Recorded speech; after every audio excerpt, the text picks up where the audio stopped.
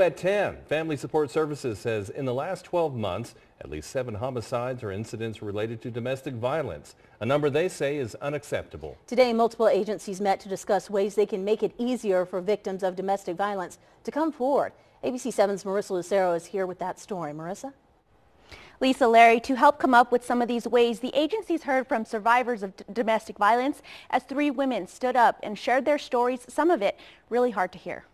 When my ex-husband had that gun, a few times he had pointed it at me. One by one, 3 women stood in front of a room full of professionals. I'm always, very nervous going up in front of people. Professionals who deal with cases surrounding domestic violence far more often than they would like. But I also know that it's something that is so important for women to know and to hear. RONNA LONGCAR says she endured 30 years of abuse from emotional to physical, and it wasn't until 3 years ago, she says, there was nothing else left for her to do but to get out. I didn't think I could handle life on my own. I was that dependent. Laura Cook says she's reaching 20 years a survivor, but every day she continues to work at being one, and a big part has been finding her faith. I do believe at that moment he would have killed me had it not been for God stepping in there. But today wasn't only about celebrating survivors. It was about finding ways to make sure others can do the same.